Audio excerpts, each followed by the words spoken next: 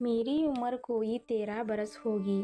7 بھائیوں کی میں ایک لوتی اور بہت ہی لاڈلی تھی۔ ہماری کافی زمین تھی۔ 2 بھائی شہر میں پڑھتے تھے اور باقی 5 زمینداری و کاشتکاری کا ہی کام کرتے تھے۔ ہمارے ڈیرے کے نزدیک کوئی آبادی نہ تھی۔ چند گز کے فاصلے پر ایک ٹیوب ویل تھا، باقی ارد گرد کوئی آبادی نہ تھی۔ اکا دکا کوئی جو ڈیرا تھا وہ دور، کافی دور تھا۔ ٹیوب ویل کا آپریٹر بہت ہی شریف اور ایمانداری آدمی تھا۔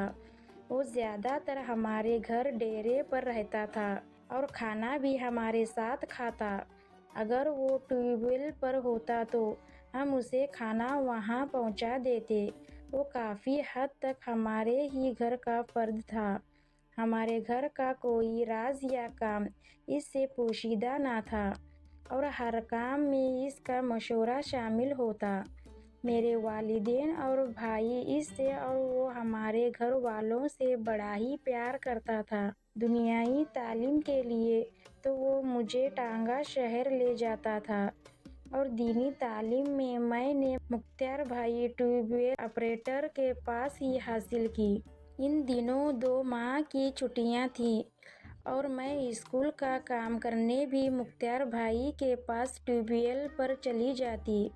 وہ مجھے پڑھائی کے علاوہ دینی تعلیم دیتے۔ وہ مجھ سے بڑا ہی پیار کرتے تھے۔ اس سال میں 8ویں جماعت میں پڑھتی تھی۔ ایک دن میں ٹیوب ویل پر کپڑے دھونے گئی تو وہاں میری عمر کا ایک اور لڑکا تھا۔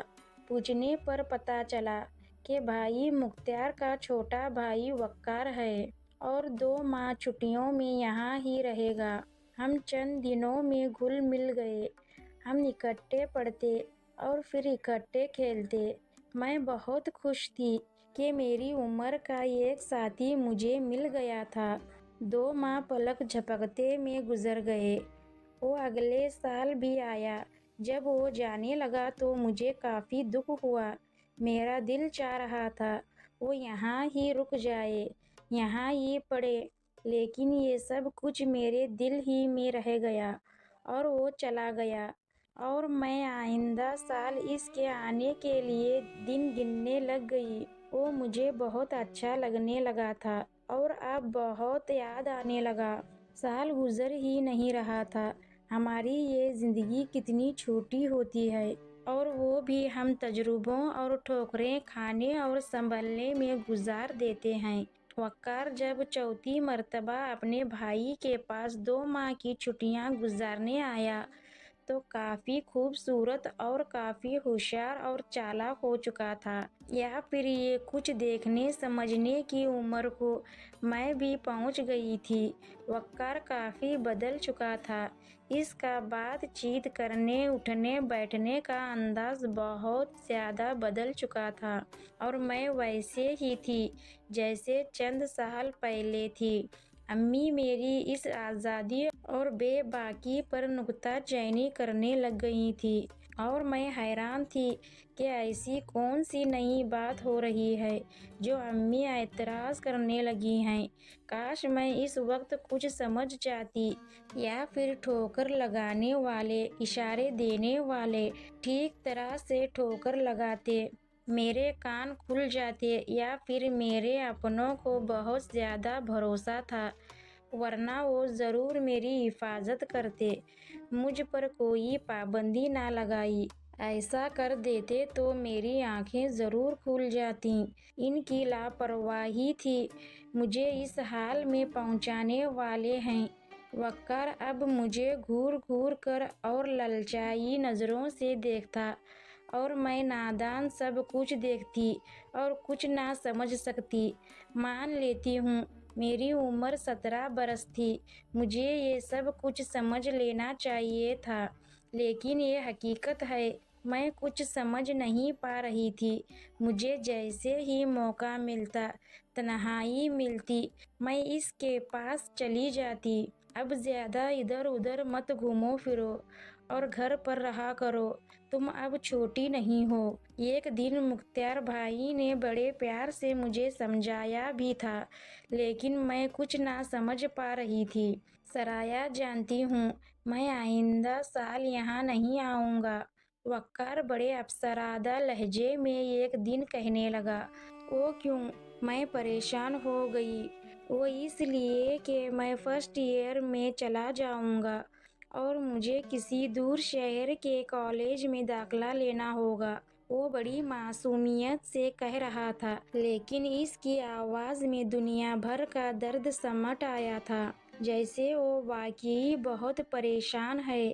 تو وقار، تم یہاں ہی بھائی جان کے پاس رہنے لگ جاؤ نا، کالج دونوں اکٹھے جایا کریں گے اور ملتے بھی رہیں گے۔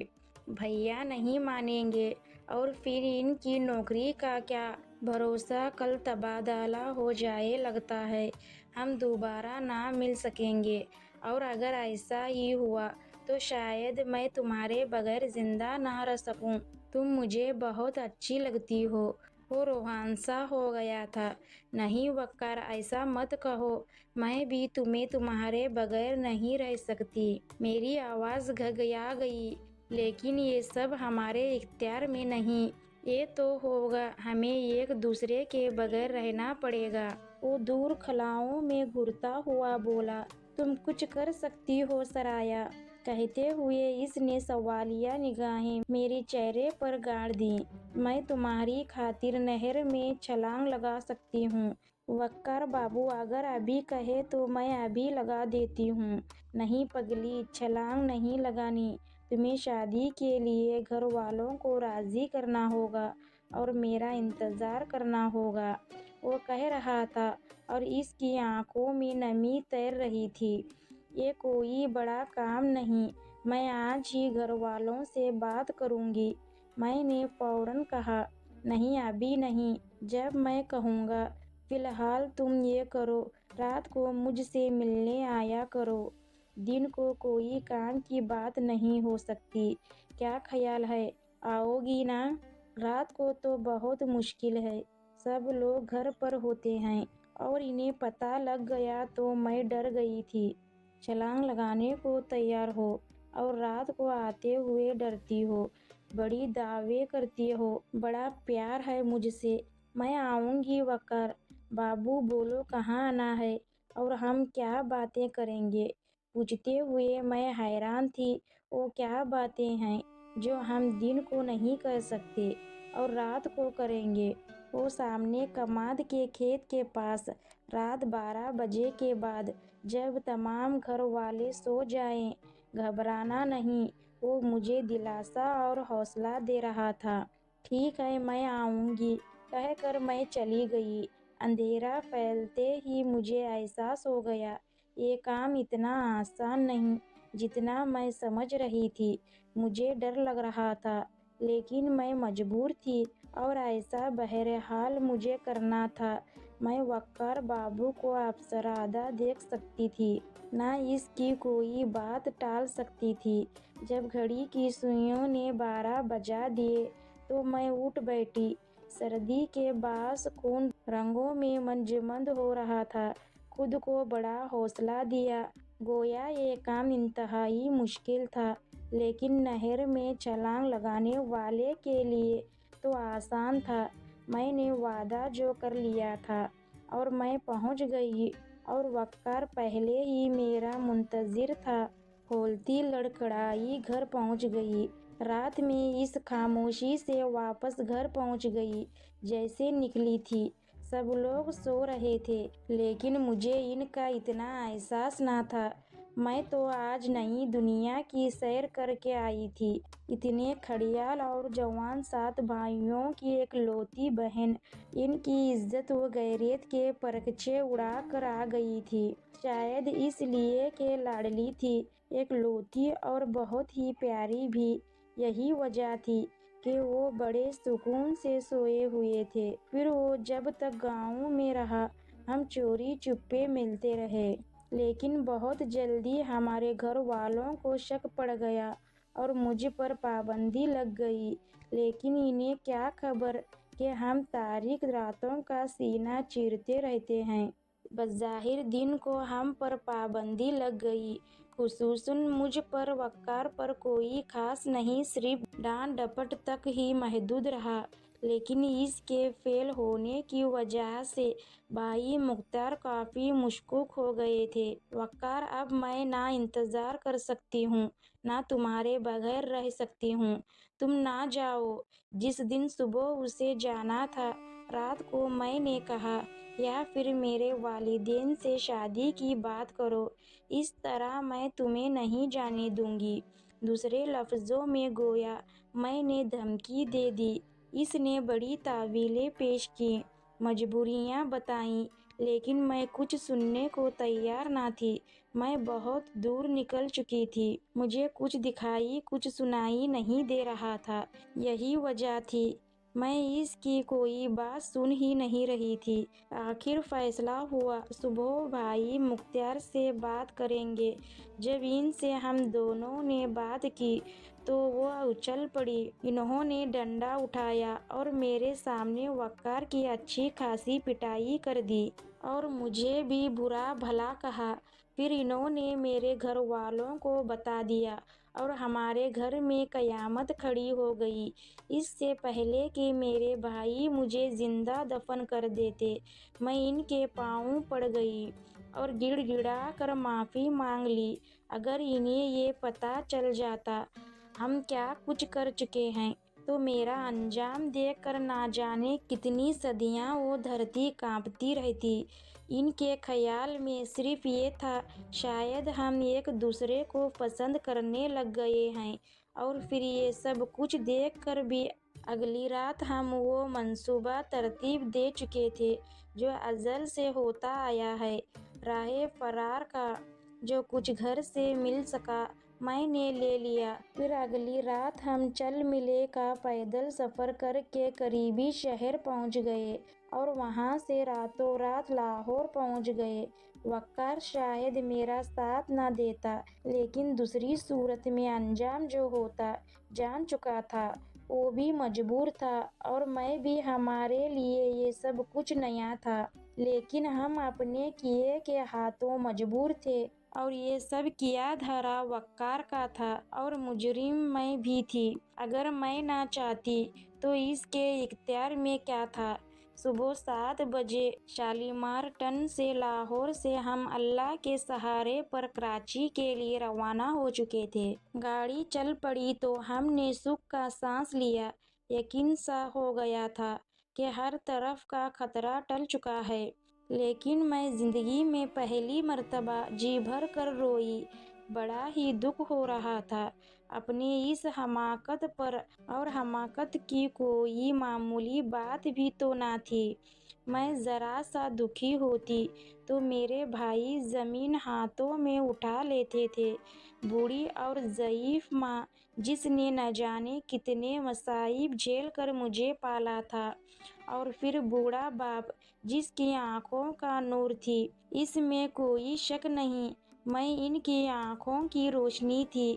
مجھے کیا ہو گیا تھا؟ میں کتنی معصوم اور سیدھی سادی تھی، اور اتنا بڑا قدم اٹھاتے وقت مجھے کچھ بھی تو نظر نہ آیا۔ جنگل میں رہ رہ کر، انسانوں سے دور رہ کر میں بھی کوئی جنگلی جانور بن گئی تھی۔ میرے گھر والے بھی انسان تھے، انہوں نے مجھے پڑھایا تھا، شاید آسمانوں پر کاتب تقدیر نے یہ لکھ دیا تھا، اور تقدیر بھیانک جبڑے کھولے میرا پیچھا کر رہی تھی، تو میں کیا کرتی؟ یہ کچھ ہونا تھا، واپسی کی کوئی صورت نہ تھی۔ بھائی زندہ دفن کر دیتے، میں ان سب کو ہمیشہ کے لیے چھوڑ آئی تھی۔ ایک پل میں کیا سے کیا ہو گیا تھا، سوچنے سمجھنے کی میں نے ضرورت ہی محسوس نہ کی۔ اتنا بڑا فیصلہ کرتے ہوئے ذرا دیر لگائی۔ بہرحال اب مجھے صرف آگے بڑھنا تھا، صرف آگے، پیچھے تو صرف موت تھی۔ اور وہ بھی دردناک اذیتناک بار بار خیال آتا رہا، اگر میں واپس ہو جاؤں تو صرف مجھے زندگی سے ہاتھ دھونا پڑیں گے، باقی گھر کو تو بچا لوں گی، لیکن مجھ پر عشق کا بھوت سوار تھا۔ یہ اپنی زندگی بہت پیاری تھی، اگر میں چاہتی تو بچا سکتی تھی، لیکن میں اتنی خود غرض تھی، خدا جانے میرے بعد میرے گھر کا حال کیا ہوا۔ بس یہ سوچ سوچ کر دماغ کی رگیں پھٹ رہی تھی۔ مجھے جتنی گھر کی فکر تھی اتنی اپنی نہیں تھی۔ میرا کیا انجام ہوگا مجھے پرواہ نہ تھی۔ بوڑھے والدین اور بھائیوں کی بربادی کا خیال مجھ پر آگ برس رہا تھا، لیکن اب کچھ کسی کے اختیار میں نہ تھا۔ مجھے ٹرین میں سفر کرنے کا کتنا شوق تھا، اور جب سفر کر رہی تھی تو گاڑی کے اندر بیٹھنے کا اتنا شوق نہ تھا جتنا گاڑی کے نیچے لیٹ جانے کا تھا۔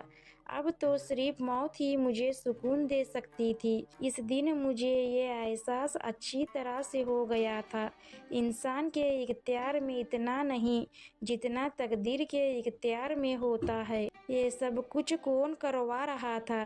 صرف تقدیر ہی کروا رہی تھی۔ میں تو یہ کچھ سوچ بھی نہیں سکتی تھی، میں کتنی بزدل ڈرپوک تھی، اور یہ ہمتیں حوصلے کہاں سے آئیں، اور آنا پانا میری زندگی اندھیر کر دی، اور میرا سارا گھر محظوظ میری وجہ اور میرے کردار و فعل کے باعث تباہ ہوا تھا۔ وقار تو گمسم تھا، جیسے وہ بولا تو گاڑی کا ایکسیڈنٹ ہو جائے گا۔ میں اپنے خیالوں سے چونکی تو ادھر ادھر دیکھا، لوگ طرح طرح کی خوش گپیوں میں مشغول تھے، کوئی سو رہا تھا اور کوئی کھڑے کھڑے سفر کرتے ہوئے لمحے لمحے کا حساب دے رہا تھا۔ ایسے ہی ہوتا ہے، میں سوچنے لگی، کوئی نیند کے مزے لے رہا ہے اور کسی کو بیٹھنے کی جگہ نہیں مل رہی۔ سفر تو سب نے کرنا ہے، اور ایسا کیوں ہے؟ عجیب عجیب سوچیں میرے اندر توڑ پھوڑ کر رہی تھیں، اور دماغ کی جیسے شرائیاں پھٹنے والی ہیں۔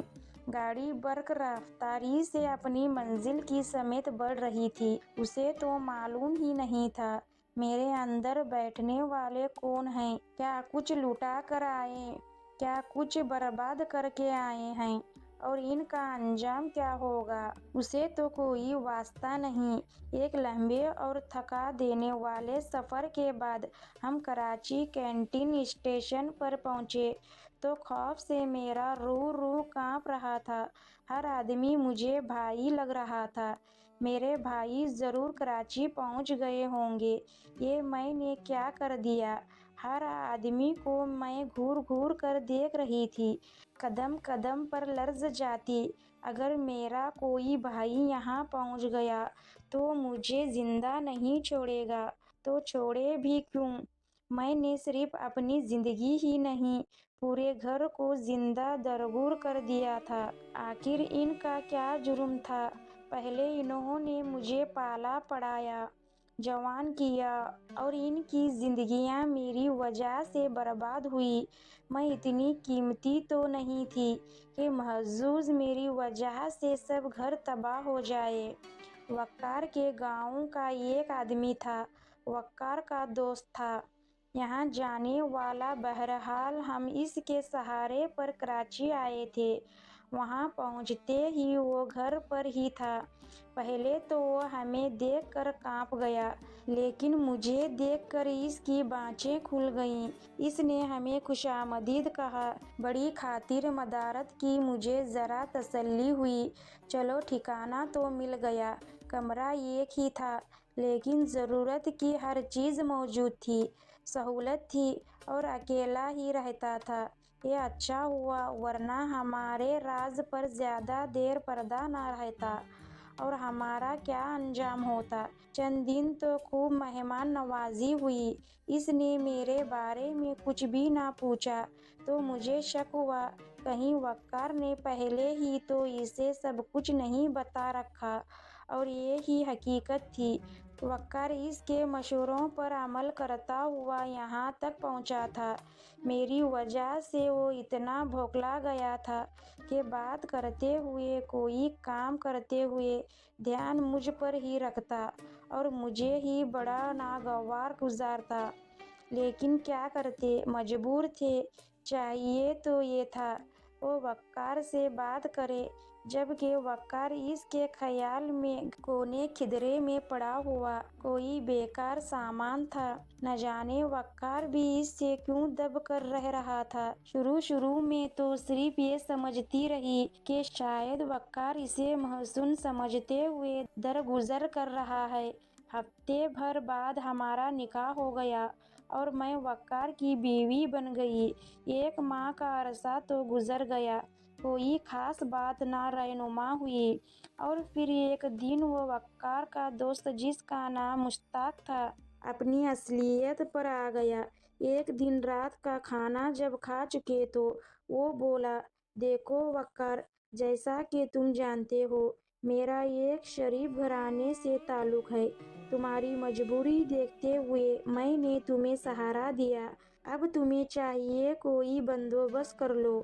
اس سے پہلے وقار کچھ بولتا، میں نے کہا، بھیا آپ نے ہمیں سہارا دیا، آپ کی بڑی مہربانی، لیکن جب تک ہم یہاں ہیں ہم آپ کو پورا خرچہ دیں گے، ہمارے پاس پیسے ہیں۔ بات یہ نہیں، خرچہ تو میں بھی آپ کو کھلا سکتا ہوں۔ اصل بات ٹھکانے کی ہے، آپ لوگ کوئی الگ مکان لے لیں، اور وقار کو بھی چاہیے کہ کوئی نوکری وغیرہ کرے۔ اگر کوئی میرا ملنے والا آ گیا تو میں اسے کیا جواب دوں گا؟ وقار نوکری کیسے کرے؟ بھیا میں اکیلی گھر پر کیسے رہ سکتی ہوں؟ ایسا فی الحال تو ناممکن ہے۔ میں گھبرا گئی تھی۔ بہرحال فوری نہ سہی، آپ کو بندوبست تو آخر کرنا ہوگا۔ وہ مکروں سی ہنسی ہنستے ہوئے بولا۔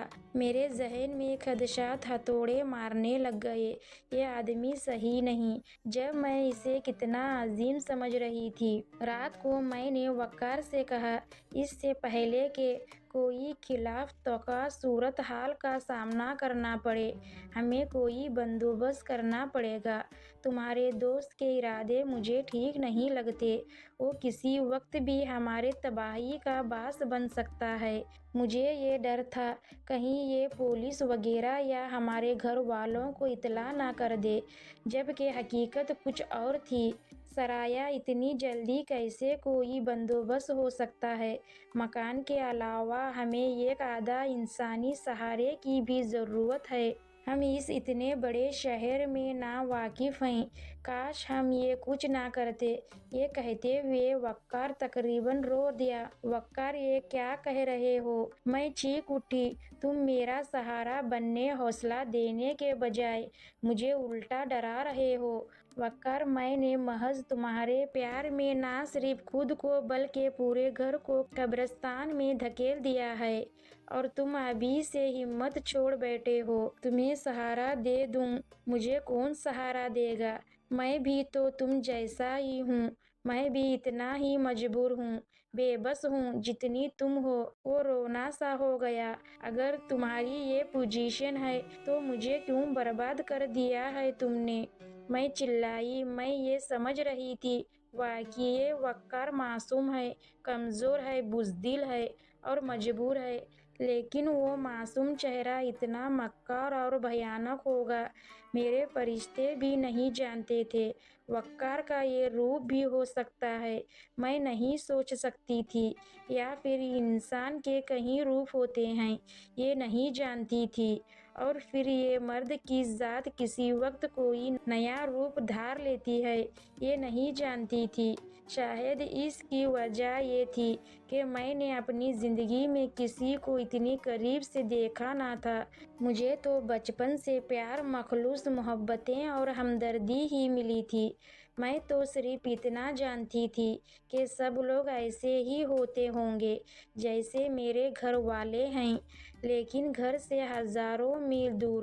آج مجھے کن حالات سے اور کیسے لوگوں سے پالا پڑے گا، یا شاید میں ان لوگوں میں سے ہوں جو تمام عمر ٹھوکریں کھانے سنبھلنے اور پھر ٹھوکریں کھانے میں ہی عمر گزار دیتے ہیں۔ کسی بھی حالت ہو ڈٹ کر مقابلہ کروں گی۔ جب برباد ہونا اور اتنی سستی موت ہی مرنا ہے تو کیوں نہ زندگی کی قیمت وصول کروں، بلکہ اب تو مجھے پورے گھر کی زندگیوں کی قیمت وصول کرنا تھی۔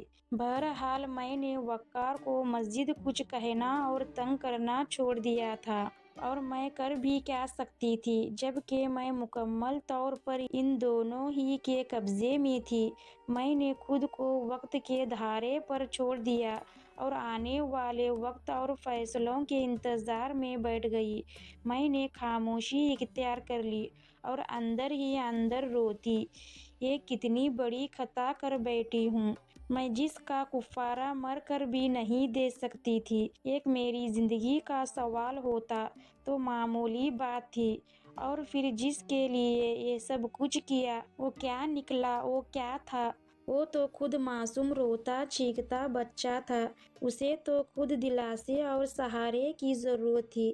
میں سمجھ گئی تھی اس نے مجھے برباد کیا اور خود ہوا، یہ صرف اس مستحق کی نوازشیں ہیں، اور اب ہمیں گھر سے نکلنے کی یا گھر میں رہنے کی قیمت وصول کرنا چاہتا تھا، اور اس کے نزدیک میں کچھ بھی نہیں تھی سوائے بد کردار اور ایک داشتہ کہ میری کوئی حیثیت ہی نہ تھی۔ اس کا خیال تھا میں جس طرح چاہوں گا وہ ہوگا، اور وقار کو تو پہلے ہی جانتا تھا، اور یہی وجہ تھی وہ وقار کو استعمال کر رہا تھا، اور اب اس کا مقصد پورا ہو چکا تھا۔ ایک دن میں کچن میں کھانا تیار کر رہی تھی، 3 گز کے فاصلے پر کمرے میں وقار لیٹا ہوا تھا کہ مشتاق کچن میں آ گیا۔ وہ کافی حواس باختہ لگ رہا تھا، اس کے دل کی دھڑکن صاف سنائی دے رہی تھی، اور میں جانتی تھی ایسا بہت جلدی ہونے والا ہے، اس لیے میرے لیے کوئی انہونی نہیں تھی، اور میں پرسکون تھی، اور میرا مجازی خدا میرے سر پر موجود تھا، میری عزت کا رکھوالا اور میرا محافظ 3 گز کے فاصلے پر تھا۔ بھوک لگی ہے بھیا، میں نے اس کی طرف دیکھے بغیر کہا، جبکہ میں اسے دیکھ چکی تھی اور وہ سمجھ رہا تھا کہ میں نے اسے دیکھا نہیں ہے۔ سریا تمہیں کیا معلوم تھا کہ میں ہوں؟ وہ اکھڑی سانسوں پر قابو پانے کی ناکام کوشش کرتے ہوئے بولا۔ مجھے یقین تھا، اس لیے کہ وقار کبھی کچن میں نہیں آیا، نہ آتا ہے۔ میں جانتی ہوں پھر آپ ہی ہو سکتے ہیں، اور کون ہو سکتا تھا؟ اور پھر وقار کو تو اتنی بھوک نہیں لگتی جتنی آپ کو لگ سکتی ہے۔ میں نے اسے ہی بے تحقیقی ہاں کی۔ جب یہ جانتی ہوں تو پھر یہ بھی جان لوں، مجھے روٹی کی نہیں تمہاری بھوک ہے، وہ بڑی ڈٹائی سی کہنے لگا۔ میں آپ کی بہن ہوں مشتاق بھائی، اور پھر آپ کے دوست کی عزت ہوں۔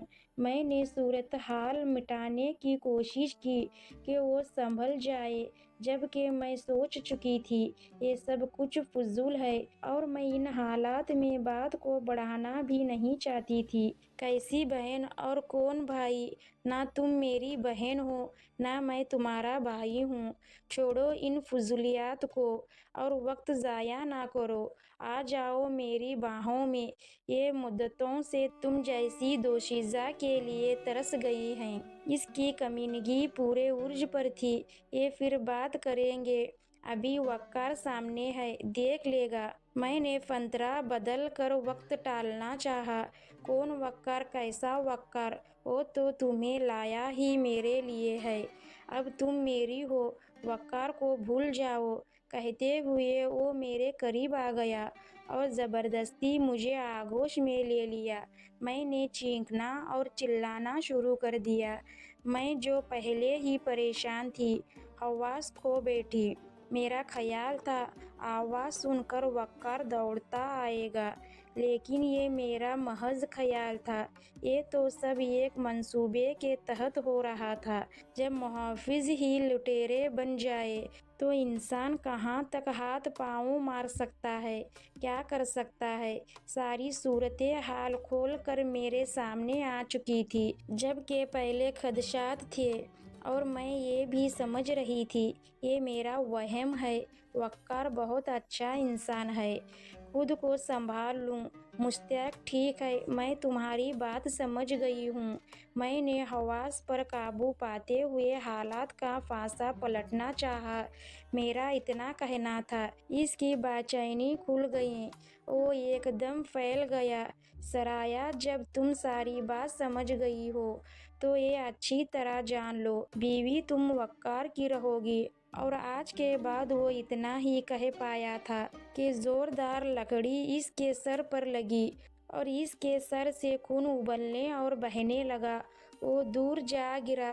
شاید وہ اس صورتحال کے بارے میں سوچ بھی نہ سکتا تھا، اور میں نے پہلے تو کوشش کی وقت مل جائے اور پھر سوچ سمجھ کر کوئی فیصلہ کروں گی، لیکن جب اس کی بےہودگی حد سے بڑھی تو مجھے مجبوراً موقع ملتے ہی یہ کرنا پڑا۔ وہ گر پڑا تھا، اس کا جسم خون سے لت پت ہو چکا تھا اور میں باہر نکل آئی۔ بے غیرت، جا اپنی محبوب کو سنبھال جس کے لیے مجھے لایا تھا۔ میں نے اپنے مجازی خدا سے کہا، یہ کیا کر دیا تو نے؟ ثریا، اب کیا ہوگا اگر اسے کچھ ہو گیا تو؟ کہتے ہوئے وہ کچن کی طرف دوڑ پڑا اور میں بستر پر گر پڑی اور پھوٹ پھوٹ کر رونے لگی۔ مجھے کوئی نہ تھا چپ کرانے والا، دلاسا دینے والا، حوصلہ دینے والا۔ پھر میں بے ہوش ہو گئی تھی، کچھ خبر نہیں تھی۔ تو شام کے دھندلکے ہر سو پھیل چکے تھے، وہ دونوں غائب تھے۔ میں گھر میں اکیلی تھی، میرے سر میں ہزاروں آندھیوں نے طوفان برپا کر رکھے تھے۔ اب میرا کیا بنے گا؟ کیا انجام ہوگا؟ کہاں جاؤں گی؟ رات بھر اکیلی بیٹھی روئی اور سوچتی رہی، کچھ کھایا پیا بھی نہیں۔ وہ کہاں گئے اور میرے بارے میں ان کا ارادہ کیا ہے؟ کچھ سمجھ نہیں آ رہا تھا۔ آخر کار یہ طے ہو گیا، مرنا ہی اور صرف مرنا ہے، لیکن سستی موت ہرگز نہیں۔ کچھ قیمت لگوانی ہے مجھے، خود کو سنبھالنا ہے اور حالات کا مقابلہ ٹھیک طریقے سے کرنا ہے، نہیں تو اگر ذرا سی کمزوری اور نرمی میں نے برتی تو میرا سب کچھ تباہ ہونے کے بعد انجام کیا ہوگا؟ سامنے تھا۔ اگلی صبح وقار شاید اسپتال سے آیا تھا، چھوٹتے ہی کہنے لگا، تم نے اچھا نہیں کیا، وہ ہمارا محسن تھا، اگر تم اس کی بات مان لیتی تو کیا فرق پڑتا؟ وقار تو اتنا بے غیرت ہوگا۔ اس کے آگے میں کچھ سن نہ سکی۔ وقار تو مجھے اس کے لیے لایا ہے، یہ سچ ہے؟ میں نے کلیجہ تھام کر پوچھا۔ ہاں، اس کے لیے لایا ہوں۔ وہ دھڑام میں ذہنی توازن کھو بیٹھی، قریبی چارپائی پر دھڑام سے گری۔ میں بے ہوش ہو گئی تھی۔ جب ہوش آیا تو وہ جان چکا تھا، بے شک اسپتال ہی گیا تھا۔ جب سنبھلی، ہوش ٹھکانے آئے تو مجھے فیصلہ کرنے میں زیادہ دیر نہ لگی اور میں نے فیصلہ کر لیا۔ میں اس تمام صورتحال کو سامنے رکھتے ہوئے بھی وقار کو ایک موقع دینا چاہتی تھی۔ شاید وہ اتنا مجبور و بے بس یا واقعی بے غیرت ہے اور وہ مجھے مفت کا گھیسا پٹا مال سمجھ کر لے آیا ہے۔ اب مجھے صرف دیکھنا یہ تھا کہ وقار مجبور ہے یا بے غیرت۔ شام کو وقار آ گیا۔ اس کی حالت ٹھیک نہیں، اگر وہ مر گیا تو میں تجھے تھانے پہنچا دوں گا۔ وہ گریا، ٹھیک ہے وقار، مجھے تھانے پہنچا دینا، لیکن اگر میں مشتاق کی بات مان لوں تو تمہیں کوئی اعتراض نہیں ہوگا؟ آخر میں تمہاری بیوی ہوں، عزت ہوں، تمہیں دکھ صدمہ نہیں ہوگا؟ نہیں، کچھ نہیں ہوگا، یہ وقت کی مجبوری ہے ثریا۔ وہ مجھے آمدہ دیکھ کر جھوم اٹھا۔ جی ہاں، یہ میرا مجازی خدا تھا، میری عزت کا محافظ اور اس کے لیے 7 بھائیوں کی ایک لوتی لاڈلی اور پیاری بہن، بوڑھی والدین کی روشنی۔ رات کی تاریکی میں سب کچھ چھوڑ کر آ گئی تھی کہ وقار اداس نہ ہو، میری وجہ سے وقار کو دکھ نہ پہنچے۔ مگر وقار کمرہ تو ایک ہی ہے، میں اسے بے غیرت کی انتہائی دیکھنا چاہتی تھی۔ بظاہر میرے لہجے میں آمادگی تھی، تو کیا فرق پڑتا ہے، میں دوسری چارپائی پر ہوا کروں گا، وہ بڑے اعتماد و بربادی سے کہہ رہا تھا۔ اس کا مرجھایا ہوا اور افسردہ چہرہ ایک دم کھل اٹھا۔ وقار، تم ایک پورے گھرانے کو قبرستان پہنچا کر سکون سے جیو گے، یہ نہ ہوگا، میں نے دل ہی دل میں کہا اور اسے مزید ٹولنے لگی۔ بے غیرتی کی تمام حدیں تو وہ پھلانگ ہی چکا تھا۔ وقار، ایسا کیوں نہ کر لیں، تم مجھے طلاق دے دو اور میں مشتاق سے ہی شادی کر لوں، یہ ہو جائے تو بہت اچھا ہے۔ مگر وہ یہ نہیں مانے گا۔ وہ ایک دم کھویا سا گیا، صرف اس لیے کہ مشتاق پتہ نہیں میری بیوی سے شادی کرے گا بھی یا نہیں۔ فکر نہ کرو وقار، مشتاق کو میں منا لوں گی، تمہیں گھبرانے کی ضرورت نہیں۔ وہ یہ سن کر ایک دم اچھلا۔